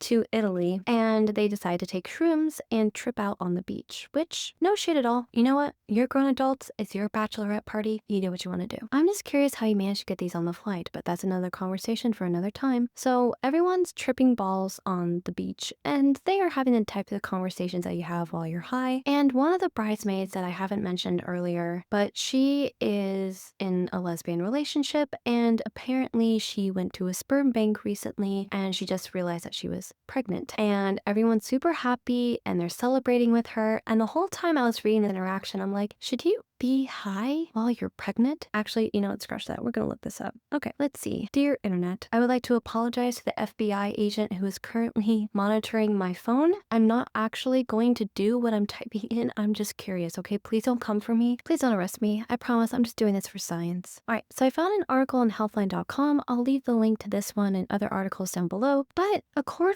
to the two authors, who are also women, by the way, magic mushrooms, which contain the active psychoactive compound psilocybin, I don't know how to pronounce that, are used for their hallucinogenic and mind-altering effects. They've been reported to cause panic attacks in some people as well as hallucinations, seeing, feeling, or hearing something that's not there. So it says here and in other articles that magic mushrooms have not been studied during pregnancy, so more research is needed. However, given their ability to induce hallucinations and panic attacks, pregnant women are advised to avoid magic mushrooms. So according to the article and other articles that I've read, there doesn't seem to be a lot of studies behind how the psychedelics affect pregnancy, but because they can cause a lot of stress on the mother, they are advised to not take them. Something to keep in mind in case any of you were ever thinking of taking psychedelics while pregnant. Probably would not advise it. Then after this pregnancy announcement, Miami cuts in with her own little sob story and talks about how everyone is blaming her for breaking Connor's heart because she rejected him and his proposal, which I don't understand why people haven't gotten over that already, because she's married with kids that are old enough to where they can form full sentences. So I don't know why people are still holding this against her. Plus, no one really seems to enjoy Connor's company all that much, so I don't know why they would be mad at her for taking her own agency and not marrying a man she doesn't doesn't love. Again, the morals in this book are very skewed, but everyone does assure her that they don't hate her for that. They understand why she's with Saul. So it just seems that there's a lot of misplaced emotions towards Connor and towards Miami throughout this entire story. I didn't get the impression that anyone was upset at me for this. I know that it would still be weird if they were cheering them on knowing that she's married with children to another man, but I digress. Personally, I don't understand why anyone would be resentful of her for breaking off an engagement years ago and then moving on with someone else. I feel like there's a lot of misplaced emotions in this story and people are getting upset at each other for the wrong reasons, and it's just a lot of trauma going on at a destination wedding that does not revolve around the bride or groom. Also, Maya's going to be the future godmother of this baby that hasn't even been born yet, which I would be a little bit concerned about because it seems like she is also the godmother to Miami, which is a lot of responsibility to give to a 23-year-old girl who hasn't even graduated college yet. I do want to mention that Ali Hazelwood is starting to do this whole shared universe thing, taking a page right out of the Marvel universe by creating her own shared universe, because in this book she references Lucas and Scarlet from the Deep End, a book that I also reviewed on this channel, and if you are interested in that, make sure to check it out. And they are out and about and exploring the town, and she runs into Lucas in order to make Connor jealous. She asks him for his number, even though he initially rejects her proposition because he's dating Scarlett at the time. But he tells her, hey, I'll play this little game with you if you take my girlfriend's number. Her name's Scarlett, she's really fun, and keep us updated on the status of your relationship if things go right. I have so many questions of this scene, because first of all, if someone were to approach me and tell me, hey, I'm trying to make this person jealous, can I pretend like I'm getting your number? I would be like, no. And then I would immediately follow that up with, you should probably go see a therapist, babe, because playing games is not a healthy way to enter into a relationship. Unless you're playing actual games like Twisters or Candyland, like that's very different. But like actual emotional games where you try to make someone else jealous is not going to bode well for a healthy relationship over time. And then of course it works because Connor is very possessive and territorial over a girl that he calls a child, and then he gets upset that she is handing out her number to random strangers. He blames the guy for coming onto her even though it was the other way around, and he just really shows his true colors as someone who is very much also in his own way very predatory. But I guess this works because in a toxic relationship, games apparently are your love language, and the two of them end up hooking up when they go back to their hotel. Also, I do want to say that if you're begging a man or woman to be with you in a relationship and you eventually win them over, that's not a prize. You did not win. You are the consolation prize. And Ali Hazelwood unintentionally proves this because Connor literally dated every other woman his age in their friend group before he eventually settled with Maya. And you could also argue maybe he was always in love with her and they were just his way of trying to distract himself. But even then, he still respected those women more than he ever did Maya, because to him, she's far too young and there's no way that he could rationalize their relationship in his brain because he wants to be with a woman his own age. And then eventually he just gave in to temptation and he just wound up settling for his best friend's college-aged sister. She's a graduate student, mind you, but still she is in college. And she is in her early 20s, which just makes this a whole different level of disturbing in my eyes. And the curse once again rears its ugly head in the morning when it is revealed that Rue's dress is missing, and then once they finally get it to the hotel, it is ruined. I'm talking unsalvageable level of ruined. And then, to add insult to injury, Mount Etna explodes. Because Mount Etna is exploding, it's becoming very dangerous for people to travel, so the rest of the wedding party, I guess you could say, or the guests of the wedding, are no longer able to make it to the island. Not only that, but the caterers are also incapable of coming, as well as the photographer, makeup artist, you name it. People are stranded, they cannot come to the wedding. And then her friends yell at these people for choosing life over trying to make this one bride happy. No thanks, I choose life.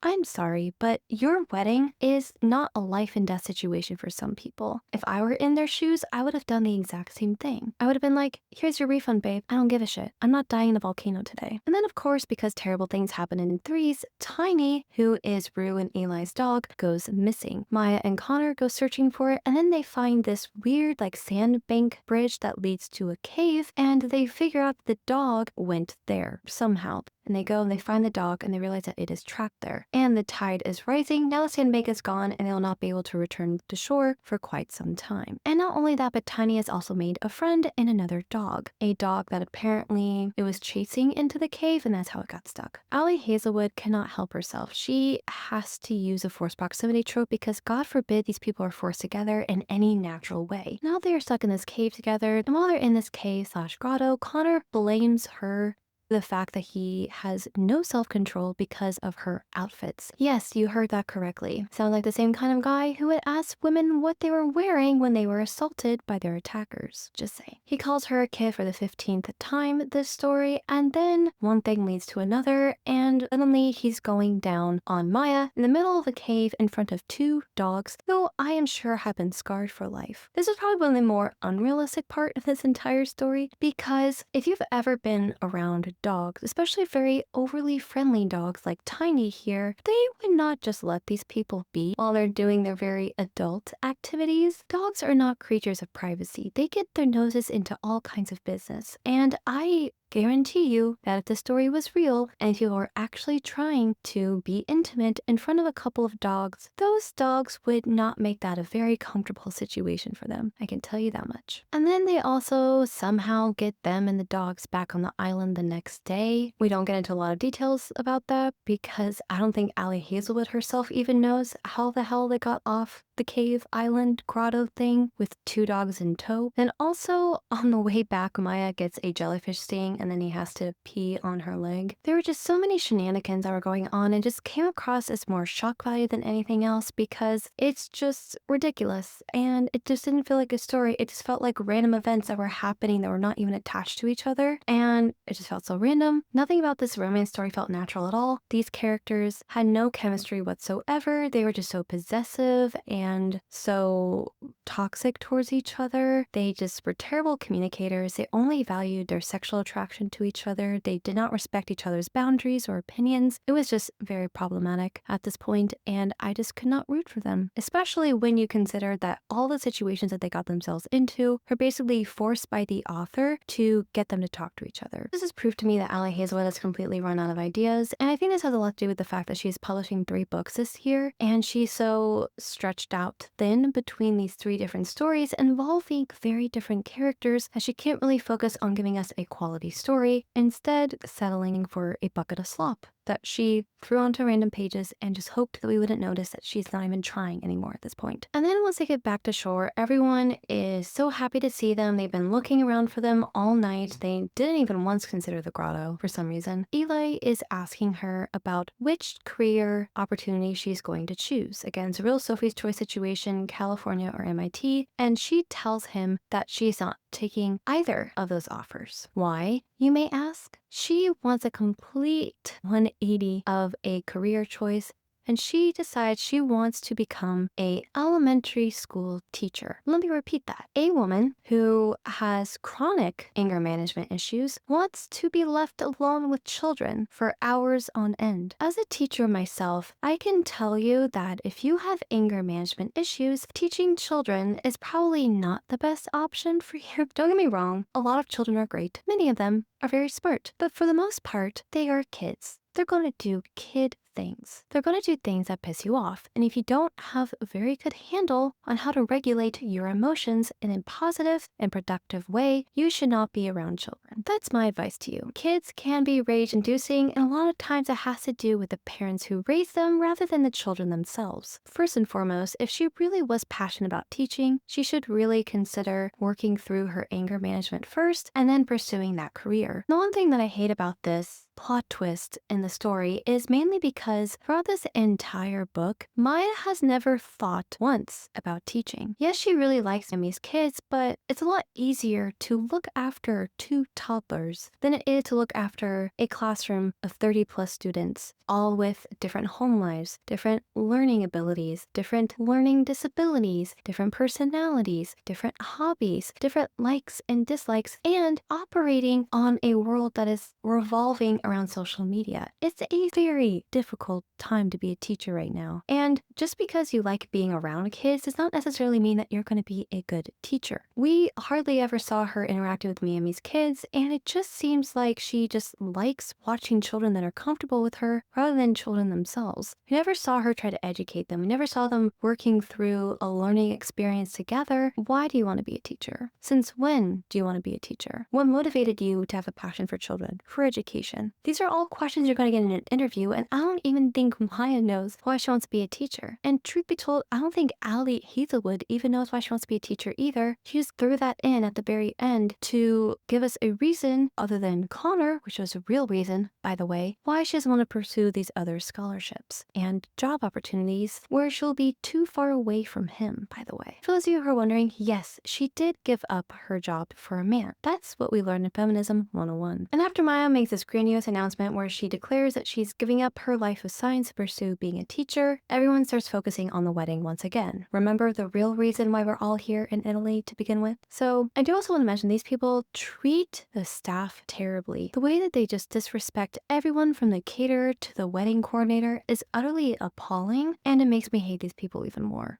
than I hated them recently, which is a huge improvement. I also do want to mention the fact that apparently Connor became an alcoholic after meeting her, which is probably not a good sign if your ex-partner needs to turn to alcohol to get over you. Really did a number on him, didn't you, Maya? Then we have another flashback moment in which Maya and Connor are breaking up over the phone. Connor calls her up and tells her, hey, I can't do this anymore. This isn't healthy. I found someone my age who she believes is Avery. And then she gets very upset and she says, you're my best friend. You can't do this to me, which is really sad. This poor girl, I know she went through a friend breakup. She went through a real breakup. And then she turns around and the first guy she rebounds with wants to date women his age. I understand she's going through a lot right now, especially after the fact that her parents died years ago. She feels very abandoned. Now he's abandoning her again. So I understand why she is latching on to this guy so hard is because she cannot stand being abandoned once again because she's lost so much in her very young life. She just can't take it anymore. But that would be where she would turn and seek help elsewhere or find new friends, go find people her own age. It's not very healthy to be best friends with a man who is 15 years older than you that you only really got to know a few months ago. I'm sorry to say this, but you're not best friends. That's not how that works. Especially a girl who is 20 years old. I do appreciate how Connor is trying to break up with her rather respectfully, despite the fact that he's still very condescending. She calls him out for not giving her any agency, once again taking away his agency of any choice at all in the matter of his own relationship. She's trying to hold him hostage. This is what this sounded like. This entire phone call sounded like she was trying to hold him hostage in a relationship that he wanted to back out of. And then she tells him, you're just not dating me because my frontal lobe isn't fully developed yet. And I'm like, yes, babe, that is also a problem. For me, that phone call should have ended their relationship for good. And then 20 years later down the line, they meet up again and then have a second chance romance. I would have enjoyed that story way more because it would feel a little more natural. It would have the more star-crossed lovers feel, the idea that they were just in the wrong place at the wrong time, but they were still right for each other. They just needed to wait a little while longer. And then they finally get back together and that's the end of the story. That would have been a really nice romance to me because right now it's very clear that these people are not good together. They're terrible at communication. They play games. They're very possessive of each other. They're not very respectful of each other's wishes. And that's not a good foundation to have in a relationship. I'm just saying that with my own personal experience, so take what I say with a grain of salt. I'm not a psychologist at all. I'm not a couples therapist, but these people are just not ready to be together and it really shows. I don't know why these people are attracted to each other. For this man, the only reason why he seems to like her is that she's young, she's hot,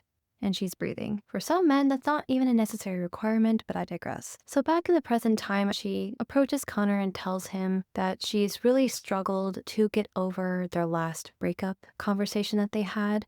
And Connor tells her that he's completely flipped 180 and he wants her more than he wants his own dead mother to come back to life. The same mother who, mind you, got him a prostitute for his 18th birthday for him to lose his virginity to. It's a different time back then, I'm telling you guys. If someone that I was dating told me they wanted to be with me more than they wanted their own mother to be alive, I would run for the hills as fast as I possibly could and probably dive into Mount Etna while I was at it. I think this book is actually in the running to be the worst book that I've read all year. This book is definitely going to get a Razzie at my end of the year video, that's for sure. So this is when Connor and Maya basically declare their love for each other. And they're not the only ones who declare their love for each other, because Eli and Rue basically kidnap them and take them to a little church where they have a private ceremony, a bit of an elopement, mind you, and they get married officially, and then they go back and they have a reception with the rest of the bridal party. Why they couldn't include the rest of the bridal party in this elopement ceremony, I have no idea. This scene was really just so Connor and Maya could put themselves in the shoes of Eli and Rue and picture them getting married to each other. That's my interpretation of it, and that's why they were the only ones invited. It was not because they were actually the most important people in Eli and Rue's life, but also because Ali Hazelwood was trying to give them subliminal messages about them wanting to get married to each other. Because that's how marriage works, apparently. I am now going to assault your mind with subliminal messages.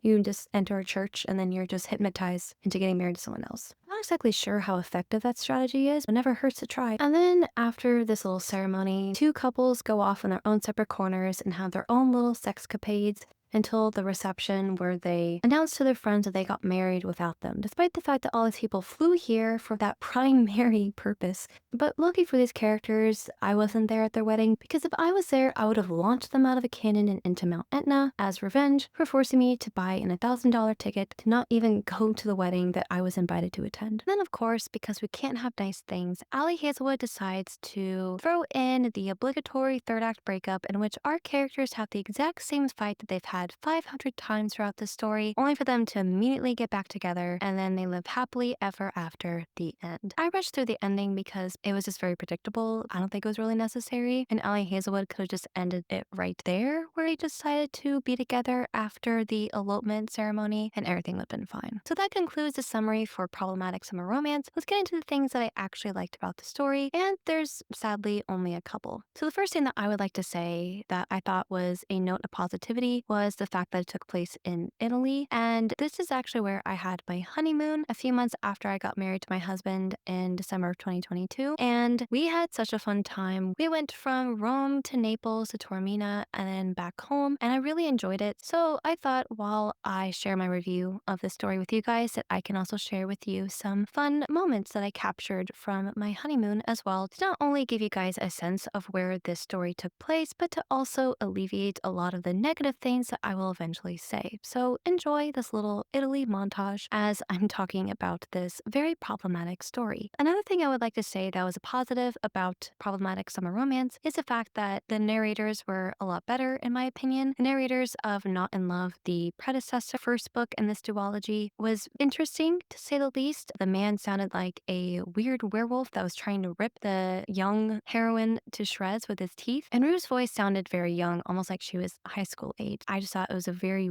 weird dissonance from the much older, more gravelly and grotesque voice of Eli. Kilgore, by the way. Yes, that's his last name. So I did not appreciate that in the first book, but I did like the narrators a lot more in this story, that's for sure. Moving on to the things, I did not like how Ali Hazelwood approached the subject of the age gap romance. I thought that the way she did it was very problematic. They drew way too much attention to how much older Connor was, and even worse, they made it gross for no reason. There's no reason to assign the older male figure the role of the paternal, possessive, helicopter parent of a father. They made consistent jokes throughout the entire story that he was her father and Maya was his daughter, which I consider to be very gross. I also didn't like the fact that she was constantly called out for being childish, the fact that her brain wasn't fully formed yet, the fact that she was still in college. I thought that was very grotesque. When you are in a relationship relationship in which there is a pretty sizable difference to your partner's age to your own, calling out the age and making it weird, the only people who are making it weird are you guys. And yes, there is a world of difference between a woman in her 20s and a man in his late 30s, because guess what's going to happen the minute the two of them get into a serious relationship? People in their 30s, not just men, but women as well, when they get into these serious relationships, guess what is the number one thing on their mind? Family. They want to get married, they want to have kids because they're getting older. And when you get older, it's very hard to do a lot of the young kid stuff that your kids want to do. You're not going to be able to keep up with these kids as well as you could have if you were in your 20s or your early 30s. And I'm not saying that people who are older parents can't parent their kids. I'm just saying that kids are very mobile, they're very energetic. It takes a lot of energy to be around. Even as someone in her 20s, it takes a lot of energy to be around kids, and it's so exhausting. And it's going to get more tiresome the older that you get. So in order to alleviate that situation, you hit those mile marks really quickly. I'm saying this from my own perspective, from what I've seen with people that are in my own life and stories that I've heard from my friends. A lot of the times when you get into these relationships with older people, they want to start families a lot sooner. So you're not going to have a lot of time to really experience your 20s and the single life and dating and traveling and doing your own thing and going out and having that single lifestyle. Again, things really start to speed up rather quickly, and you can potentially lose out on a lot of the fun that you can have in your 20s. Being single for a lot of my 20s was a really fulfilling and fun time for me. It's really nice to be able to go travel on your own and to be able to see the world and have your own experiences and hang out with friends whenever you want, going to concerts, doing your own thing, not having to check into someone else. I really did enjoy my time being single, and I really love being married too. But a lot of the times, getting married in your 20s can be very difficult because you don't get to experience a lot of the things that people in their 20s get to experience, especially when you're single. I think I would have liked the story a lot better if Maya lived out her 20s as a single woman, able to travel and move freely wherever she would like without having to check in with her super possessive dad, Connor, to ask him if he's okay with her traveling. I think the bummer thing with Maya is that she spent so much of her 20s being obsessed with this man who did not respect her, and she didn't really get to take the time to enjoy being single in her 20s and going out and doing her own thing and really owning that freedom before she settled down with a man who will most likely want babies very soon. Even though he did say in the story that he didn't want her to immediately settle down and have kids, I was thinking, sir, you are in your 40s. How much longer are you going to wait to have children? I give them 2 years. My main critique of this story was the way that Ali Hazelwood handled the age gap romance. First of all, Maya was far too young for him. If she was in her 30s when they met and Connor was in his 40s, I think I would have been less critical of their relationship, but Maya came across as very childish and inexperienced, and I just did not like her as a person, and I was just annoyed with her by the end of the story. Of course, the 2 main issues that I have with this story were Connor and Maya themselves. I hated Connor because he basically stalked this poor woman across the world, pursued her, and then turned around and was shocked Pikachu face when she developed feelings for him and wanted to sleep with him. I thought it was very funny because I was like, oh look, Connor, here are the consequences of your actions. If you didn't want this girl to latch onto you and be in limerence with you, then maybe you shouldn't have assumed the role as best friend and father and boyfriend and just let Eli handle this for himself. After all, he is her older brother. Also,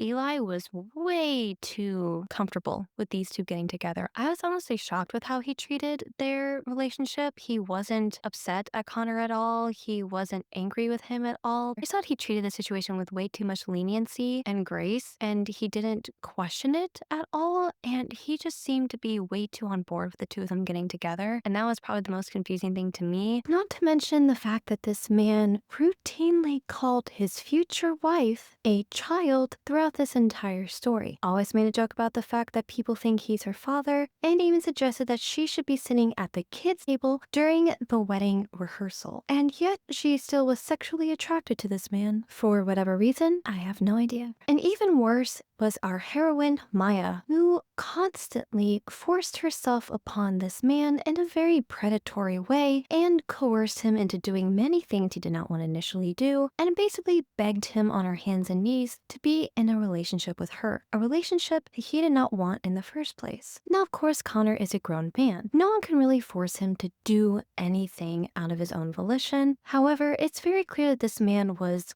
constantly punishing himself and her for being too young for him and then turning around and changing his mind. He was flip-flopping all over the place, so of course it's no wonder that Maya was confused about his true feelings for her. I do not think that these two should have ended up together, but since they're both so insufferable, they're in a way perfect for each other, but in the worst way possible. It's also concerning that a woman of science does not fully understand the way that neuroscience and the brain functions. She does not grasp the concept of a power imbalance and an age gap romance with a college student and a man in his mid-30s, a man who is well on his way to finding the future mother of his children, who is already established in his life, has a career, has graduated college, who is turning his sights onto a woman who can't even legally drink in her own home country, which is rather startling once you think about it. But of course, because he's rich and handsome, he can get away with murder, and we're all just supposed to happily cheer and root for them when they find out that they're engaged in the epilogue. It's even worse when you remember that this man used to babysit her when her brother had to go to work or to class, and he had no other person to turn to. These two have a history together starting when she was a child and when he was in college. Let that sink in. But because it's a woman that's fighting for the relationship, it's seen as empowering rather than coercive. It's amazing how much a character can get away with when they turn out to be a woman. Again, I am teen girl all the way. I fully support a woman who fights for her relationship, but when you are begging a man to sleep with you, it does get borderline pathetic after a while. Also, I hated the way that Maya treated other women around her as either a threat or a sex object. Poor Tamarind, her relationship with women was fraught at best and sexist at worst. One of the major disservices of this entire book was its less than stellar depiction of Italy. Like I mentioned at the very beginning of this video, Ali Hazelwood even admitted that she didn't quite depict it in a realistic way, but changed a few things about the setting in order to fit her own narrative. Meaning that a woman of science, a former science professor, failed to do the necessary research to add a level of realism to her story, which just proves my former statement that this woman is getting lazy and is not even trying at this point. Especially considering the fact that she has 3 books coming out this year, I'm not surprised that she dropped the ball on at least one of them. I do also hate the fact that many of her books have leaned more heavily into the smut area of romance rather than the actual story itself. Why didn't we take more time to explore Italy? Why didn't we see more of the wedding behind the scenes? Why couldn't they have stretched out the romance so they get together a lot later on in life? But no, we much rather go into graphic sex scenes rather than actual storytelling, which to me is very telling about the lack of story itself. Like I mentioned in my previous videos, I am not against smut as a whole. I just don't like it when a author uses it as a crutch to fill in some pages worth of sexual filler rather than focus on the storytelling aspect of the book itself. It's very clear when authors run out of ideas very early on in their story and rely more on the intimacy between these two characters rather than the characters themselves, which is just another mark of an author who has run out of things to say. I think that Ali Hazelwood should take a brief hiatus to explore brand new ideas, come up with interesting stories and characters, rather than just thrusting this garbage onto the universe and subjecting her fans to these rather lackluster stories. They're getting worse and worse with every new entry. Also, I did not like the fact that Ali Hazelwood would introduce random plot points that would go unresolved. Case in point, the limoncello food poisoning. Everyone just blamed Axel and no one questioned whether or not the marketplace where it was sold should probably be called the question. The dogs that were stranded out on the island that Maya and Connor had to go save, how did they rescue them? Were they watching them having sex the entire time? How did they possibly get these two back to the island and then also manage to get stung by a jellyfish on the way back? And then in the realm of family matters, Connor's father passed away and his brothers were acting as leeches trying to get as much of the inheritance as they possibly could. That conflict never went solved. We never knew what actually happened. Connor never mentioned the will ever again,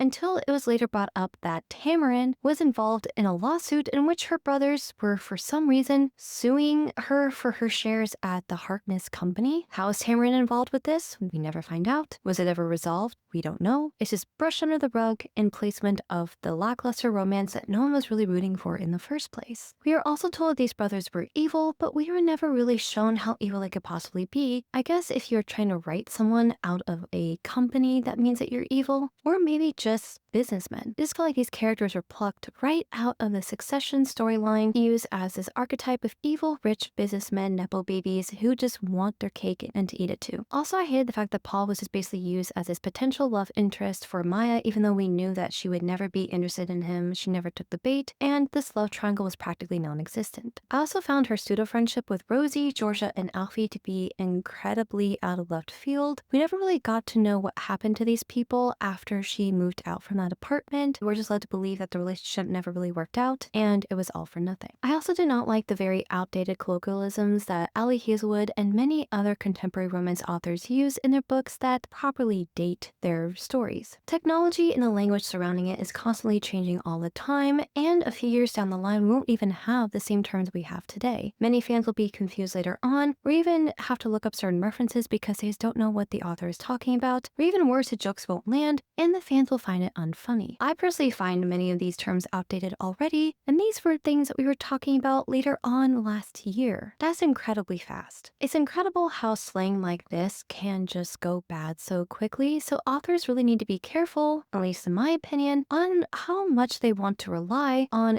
TikTok brain rot, on social media quips and terms in order to relate to their reader. I don't think it's cute, and I'm quite tired of it. Alright everyone, that is the end of the video. Thank you so much to those of you who stuck around until the very end. If you did, make sure to leave a broken heart, or in solidarity with Mount Etna, put a volcano emoji in the comments down below. Let me know what you thought of this book. What do you think about Ali Hazelwood? Do you enjoy her books? Do you not enjoy them? Also, let me know what you guys think about the controversy that Ali Hazelwood has found herself in. Don't forget to comment down below your answer to today's question. What is a sequel that you think was unnecessary? Leave a like and subscribe down below if you haven't done so already. And have a great rest of your day. Don't forget to keep reading, and I'll see you next time.